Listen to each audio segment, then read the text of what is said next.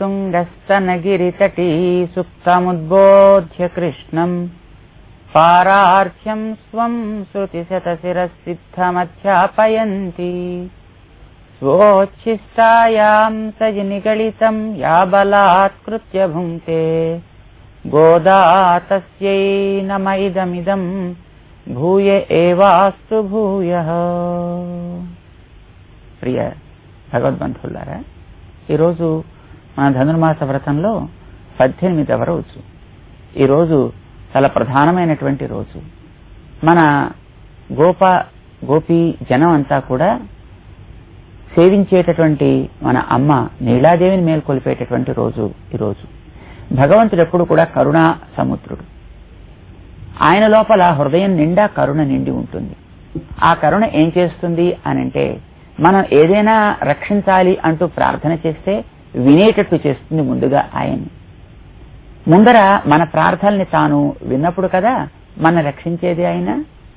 ఇలా లోకంలో ఎప్పుడైనా పిల్లవాడిని బాగుపరచాలి, కాపాడాలి, కోరిన కోరికలు తీర్చాలి అంటే తల్లి మొట్టమొదట ఆ పిల్లవాడి మొరల్ని తాను విని, తండ్రి ఎప్పుడైతే వినడానికి అవకాశం ఉంటుందో ఆ సమయాన్ని ఎదురు చూసి ఆయనకి మెల్లగా చెవిలో వేసి ఆ పిల్లవాడికి కావాల్సింది ఇచ్చేటట్టు ఏ విధంగా చేస్తూ ఉంటుందో, అందుకే పిల్లలు తండ్రి కంటే కూడా తల్లిని కదా ఎక్కువగా ప్రేమిస్తుంటారు. చిన్నపిల్లలకి అందుబాటులో తల్లి ఉంటుంది, తండ్రి కొంచెం గంభీరంగా కాస్త దూరంగా ఉంటాడన్నమాట. ఆయనకి ప్రేమ ఉండొచ్చు, కానీ పిల్లవాళ్ళ హితం కూడా చూసేవాడు కనుక కాస్త ఆ మాత్రం గాంభీర్యాన్ని కలిగి ఆ పిల్లవాడిని జాగ్రత్తగా పెట్టకపోతే స్వేచ్ఛా విహారులు అయిపోతారు పిల్లలు. అందుకోసం తండ్రి ఆ గాంభీర్యాన్ని చూపిస్తాడు. తల్లి వాత్సల్యపూర్ణ అయ్యుండి ఏది ఎప్పుడు వీళ్ళు కోరితే దాన్ని సమయం చూసి తండ్రికి చెప్పి పిల్లలకి అందేటట్టు చేస్తూ ఉంటుందన్నమాట. మొదట అమ్మ దగ్గరికి వెడతారు పిల్లలు, అమ్మ పిల్లల కోసం తండ్రి దగ్గరికి వెడుతుంది. అలానే ఈ జీవులు ఆశ్రయించడానికి భగవంతుడిలో ఉండేటువంటి దయ ప్రధానమైనటువంటి కారణం. అందుచేత దయ కల భగవంతుడిని ఆశ్రయిస్తాను తప్ప నిర్దయుడైనటువంటి పరమాత్మని ఎవడు ఆశ్రయిస్తాడు కనుక, ఉత్తమ కళ్యాణ గుణాలు కలిగిన పరమాత్మని ఆశ్రయిస్తాను తప్ప ఏ గుణం లేనటువంటి నిర్గుణుడైనటువంటి కేవలం ఏదో ఒక తత్వాన్ని ఏం ఆశ్రయిస్తాం కనుక. లోకంలో నిరంతరం మనం ఎన్నో రకాలైనటువంటి దోషాలని చేస్తూ ఉంటాం, పాటిస్తూ ఉంటాం. అవి మనలో భగవంతుడికి ఒక రకమైనటువంటి నిగ్రహాన్ని కలిగిస్తూ ఉంటాయి మన విషయంలో. అలాంటి పరమాత్మ అనుగ్రహం మనం పొందాలి అనంటే ముందుగా అమ్మ ద్వారా మాత్రమే చేరాలి అన్నమాట. ఆ అమ్మ ద్వారా చేరేటువంటి క్రమం ఏమిటో ఈనాటి పాసురంలో మన ఆండాళ్ళ తల్లి మనకందరికీ వివరిస్తోంది. ఏం చేస్తుంది అమ్మ అంటే, అమ్మకు ఒక చిన్న పేరు పెట్టారు. ఏమిటా పేరు అంటే శ్రీ అంటారు. ఏమిటి శ్రీ అంటే, మొదట మనం వెళ్ళి ఏవైనా ఆశ్రయించాలనుకుంటే మన చేత ఆశ్రయించడానికి అనువుగా తానుంటుంది, ఆశ్రయించబడుతుంది అన్నమాట. కనుక ఆమెకు శ్రీ అని పేరు. మన కోసం భగవంతుని ఆశ్రయిస్తుంది కనుక ఆమెకు శ్రీ అని పేరు. మనం ఏదైనా మొరలు పెడితే వింటుంది కనుక ఆమెకు శ్రీ అని పేరు. మన కోసం ఆయనతో తాను మొర పెడుతుంది, మన మాట వినేటట్టు చేస్తుంది కనుక ఆమెకు శ్రీ అని పేరు. మనలో ఎప్పుడైనా భగవంతుడి మీద కాస్త కోపం లాంటివి కలిగి ఆయన విషయంలో మనం కనుక విముఖులమై ఉంటే భగవంతుడి యొక్క తత్వాన్ని మనకు ఉపదేశం చేసి మనలో ఉండే వైముఖ్యాన్ని తొలగిస్తుంది. మన మీద నేను వాళ్ళని రక్షించను అన్నట్టుగా ఆయన కనుక ఒకవేళ కోపపడితే మన గురించి చెప్పవలసిన విషయంలో విధానంలో ఆయనకి చెప్పి మన మీద ఉండే కోపాన్ని తగ్గిస్తుంది కనుక ఆమెకు శ్రీ అని పేరు. ఇట్లా మన అమ్మని శ్రీ అని పిలుస్తారన్నమాట. ఇది ఆయనలో ఉండేటువంటి దయ. దయ ఎక్కడ ఉంటుంది? హృదయంలో ఎప్పుడు ఉంటుంది. దయ కలవాడు వేరా ఒకటే అంటే, మనకి దయాగుణం వేరే అయినప్పటికీ అది కలవాడు ఒకడే అవుతాడు. కనుక శ్రీ ఆమె పేరైతే లోకమంతా పాలించేటటువంటి సర్వలోకైకేశ్వరుడు ఆయన అంతటా బయట వ్యాపించి ఉంటాడు కనుక నారాయణ అని పేరు. ఆ నారాయణుడు మనకి శ్రీ తత్వంతో కలిపే సేవించాలి కనుక ఆయన పేరు. శ్రీతో నిరంతరము చేరి ఉండే పరమాత్మ శ్రీమన్ నారాయణ అని అంటారు ఆయన్ని మనకి వేదాల్లో. కనుక మనం ఆశ్రయించాల్సినటువంటి ఆ శ్రీమన్ నారాయణ తత్వాన్ని ఎవరి ద్వారా ఆశ్రయిస్తామంటే ఆచార్యుల ద్వారా పరమ భాగవతోత్తములైనటువంటి భగవంతుని చూపించే మహానుభావులు. అప్పుడు ఆ భగవంతుడిని చేర్చేటటువంటి దయా అయినటువంటి శ్రీని, అప్పుడు పరమాత్మని మనం క్రమంలో ఆచరిస్తామన్నమాట. ఇది ఎలాగో మనకి ఆండాళ్ళ తల్లి అందంగా నేర్పింది. ఆగమాలు దాన్ని చెప్పాయి. మనం భగవత్ సన్నిధానానికి ఆలయంలో దేవుణ్ణి సేవించడానికి వెళ్ళినప్పుడు నేరుగా భగవంతుడి దగ్గరికి వెళ్ళిపోకూడదు. ముందర వేదం దగ్గర నమస్కరిస్తున్నట్టుగా ధ్వజస్తంభం దగ్గర నమస్కరించాలి. అప్పుడు పరిక్రమణ చేస్తూ వస్తే ఆచార్య ప్రతిరూపమైనటువంటి ఒక సన్నిధి ఉంటుంది, అక్కడ సేవించుకోవాలి. అప్పుడు క్రమంగా తిరిగి వస్తే ఆ పక్కన అమ్మ సన్నిధానం ఉంటుంది, అక్కడ శ్రీని మొట్టమొదటి సేవించాలి. తండ్రితో చేరి ఉండేటప్పుడు మన లోపాలని మనం చెప్పుకోవడానికి మనకి అవకాశం ఉండదు, అమ్మ మనకి చెప్పడానికి అవకాశం ఉంటుంది. కానీ ముందర అమ్మ విడిగా దొరకాలి, కనుక అమ్మ సన్నిధి విడిగా ఉంటుంది. అప్పుడు అమ్మ దగ్గర ప్రార్థన చేసి స్వామి దగ్గరికి వెళ్ళినట్టయితే పక్కన మళ్ళీ అమ్మ ఉంటుంది. అక్కడ ఇందాక చెప్పాను కదా, వచ్చాడు మనవాడు కాపాడు అని అంటుందన్నమాట. ఇది ఒక అందమైన క్రమం, ఆగమాలు మనకి చెప్పాయి. అది ఆలయాల్లో మనం చూస్తాం.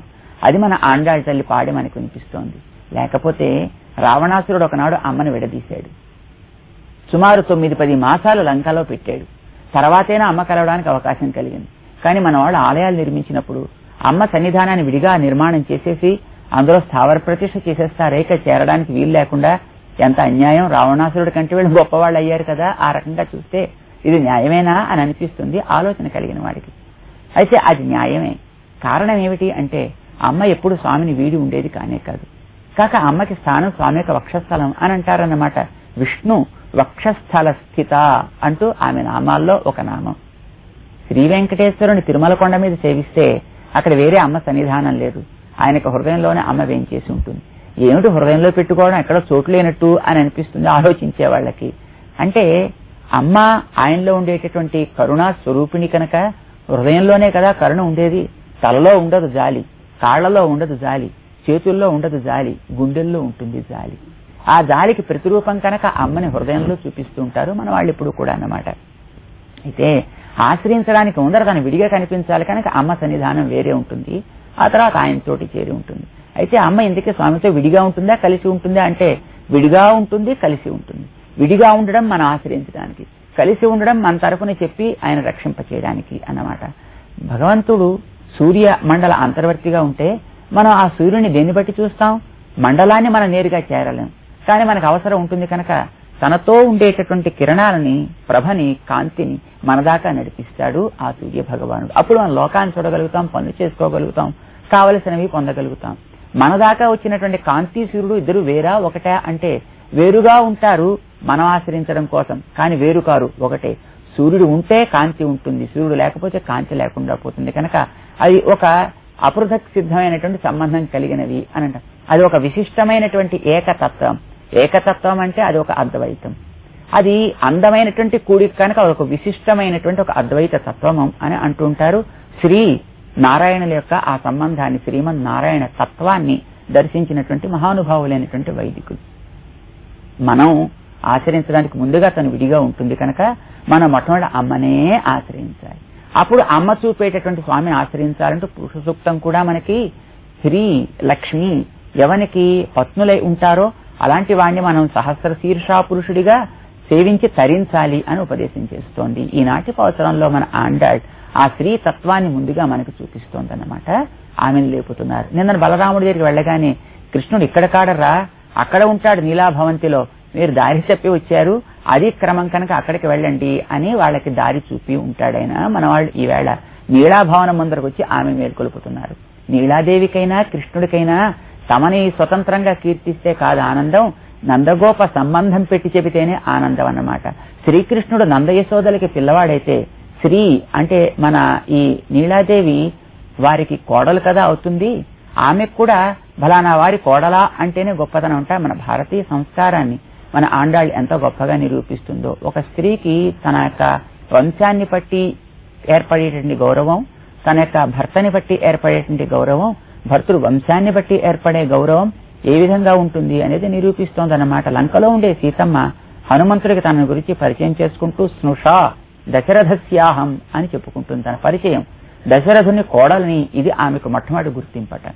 అలాగే మన వాళ్ళు ఈవేళ నీలాదేవిని మేల్కొల్పేటప్పుడు నందగోపుని కోడలా అంటూ మేల్కొల్పోతున్నారు. ఈనాటి పాసురంలో అద్భుతంగా ఆవిడ తత్వాన్ని మనకి వర్ణిస్తున్నారు. అది ఈ 18వ పాసురంలో ఏ విధంగా మన ఆండాళ్ ఉపదేశం చేసిందో దాన్ని ఒకసారి మనం కూడా పాడుకుందాం.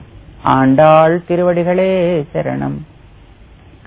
உந்து மதகளித்தன் ஓடாத தோல்வலியன் நந்தகோபாலன் மருமகளே நப்பின்னாய் கந்தம் கமழங் குழலி கடை திறவாய் வந்து எங்கும் கோழியழைத்தனகான் மாதவி பந்தல் மேல் பல்கால் குயிலினங்கள் கூவினகான் பந்தார் விரலி உண்மை துணன் பேர் பாட செந்தாமரை கையால் சீரார் வளையொழிப்ப வந்து திறவாய் மகிழ்ந்து ఏలోరెంబావాయి ఆండాళ్ తిరువడిగళే శరణం. నందగోపుడు ఎంత గొప్పవాడో మన అమ్మ ముందు వర్ణిస్తోంది. ఆమెకు ఆనందం, నీలాదేవికి ఆనందం కలిగించే తమ మామగారి యొక్క గొప్పతనాన్ని చెప్తోందన్నమాట. ఆయన ఎలాంటి వాడంటే ఉండు మదగళితన్ ఓడాద తోల్వలియన్, బాగా స్రవించేటటువంటి మదము కలిగిన అనేక ఏనుగుల్ని కూడా ఒంటి చేత్తో నిలపగలిగినటువంటి కండ బలం కలవాడు. పెద్ద ఏనుగు మనవాడే, గున్న ఏనుగులాగా పెరుగుతూ ఉండేవాడు మన శ్రీకృష్ణ పరమాత్మ కదా. ఆయనని ఎప్పుడు కూడా భవ్యముగా తనకి లొంగి ఉండేట్టు చేసుకునేవాడు కనుక నీలాదేవి కూడా వారి కోడలుగా లొంగే ఉంటుందన్నమాట. అలాంటి శ్రీకృష్ణుణ్ణి కూడా తన అధీనంలో కలిగినటువంటి ఆ ఏనుగుల్ని కూడా మదించగలిగినటువంటి, నిగ్రహించగలిగిన శక్తి కలవాడు కనుకనే మన శ్రీకృష్ణుడు కూడా ఆ శక్తిలో కొంచెం శక్తి రావడం చేత అటు కువలయాపీడాన్ని మనవాడు కూడా సంహరించగలిగాడు అని చెప్తారన్నమాట. ఆ ఏనుగుల్ని నిగ్రహించే బలం కలిగినటువంటి ఓడాద తోల్ వలియన్, దానికి ఓడిపోనటువంటి కండబలం కలిగినటువంటి నందగోపాలన్ మరుమగళే నప్పిన్నాయి, నందగోపాలకు యొక్క కోడలా నప్పిన్నా ఏడిందిరా లేవమ్మా. కోడలా లే అన్నారు మన వాళ్ళు. ఆ ఊళ్ళో కోడలు కాని వాళ్ళు ఎవరు కనుక శ్రీకృష్ణుడికి అందరితోటి సంబంధం ఉంది కనుక అంతా నందగోపుడు కోడళ్లే. అలా కాదు కాదు, నందగోపాలన్ మరుమగళే నప్పిన్నాయి, నందగోపుని కోడలైనటువంటి హే నప్పిన్నయి, అందమైనటువంటి హే పిల్ల నప్పిన్నయి నీలాదేవి అని మన వాళ్ళు పిలిచారనమాట. నందగోపాలన్ మరుమగళే నప్పిన్నాయి కందం కమళం కుళలి కడతిరవాయి, పరిమళించే కేశ సౌందర్యం కలిగినటువంటి ఆమె మన వాళ్ళు చెబుతున్నారు. ఆవిడ యొక్క కేశ సౌందర్యం చాలా గొప్పది. కేశము పురుష వశీకార సాధనం అని అంటారు. పరమ పురుషుడైన పరమాత్మని కూడా వశం చేసుకోగలిగేటటువంటి యోగ్యత కలది మన అమ్మ. ఆమె ఏం చెబితే అది, ఎలా చెబితే అలా వింటాడు స్వామి కనుక అమ్మ యొక్క వాత్సల్యంలో తానెప్పుడు ఇమిడి ఉంటాడు. అది సహజమైన పరిమళం కలిగినటువంటిది, ఆచరణ పర్యంతము చేసేది మన అమ్మని మన రక్షించడంలో. అమ్మ కడై తిరవాయి, ద్వారం తెరిచి లోపల ఉండే స్వామిని మాకు ప్రసాదించాలి, మమ్మల్ని కటాక్షించాలి. తెల్లవారిందర్రా అని గతంలో మనకి తెల్లవారడానికి ఎట్లా గుర్తులు చెప్తున్నారో ఇప్పుడు కూడా అట్లా తెల్లవారి గుర్తుల్ని మన వాళ్ళు సూచిస్తున్నారు లోపల మన అమ్మకి. వందు ఎంగుం కోళి అழைத்தனகான், మన ఆండాళ్ పరమ వైదిక కుటుంబంలో జన్మించినది ఈమె, అవతరించింది. వైదిక కుటుంబాల్లో కోళ్లు ఉండవు ఎప్పుడు. అంటే అలా ప్రాంతాల్లో కోళ్ల రెక్కల యొక్క చప్పుడు కూడా వినపడకూడదు అని అంటారు. కానీ తనలో ఉండేటటువంటి ఆ గోపీ భావన విశేషం చేత ఎంత వాస్తవంగా తను దర్శిస్తోందంటే రేపల్లిలో ఉండేటటువంటి పల్లెవాసుల యొక్క స్వరూప స్వభావాన్ని తాను స్పష్టంగా అనుభవిస్తోంది మన గోదాదేవి కనుక. అమ్మా కోళ్లు అరుస్తున్నాయి, ఒక కోడరిసి తెల్లవారినట్టర్రా మీ గొడబడి చూసి అది లేచి ఉంటుంది కాదమ్మా, ఎంగుం కోడి అంతటా కోళ్లు అరుస్తున్నాయి. ఆ కోడి ప్రతి జాముకి ఒకసారి మేల్కొని అరచి మళ్లీ పడుకుంటుందర్రా, పోతే అదే అయ్యి ఉంటుంది మీ గడబడి చేత కానీ అయితే జాము చేత కానీ కాదమ్మా. వందు ఎంగుం కోడి అழைத்தனகான், కేవలం జాము కూసేటటువంటి కోడి అక్కడ మాత్రమే ఉండి అరిచి మళ్లీ పడుకుంటూ ఉంటుంది. కానీ తెల్లవారితే కోళ్లు లేచి పిల్లల్ని వెంట వేసుకుని అంతటా తిరుగుతుంది కనుక అట్లా అంతటా తిరుగుతూ కోళ్లు కనిపిస్తున్నాయి అంటారు మన వాళ్ళు. కోడి జ్ఞానికి ప్రతీక అంటారన్నమాట.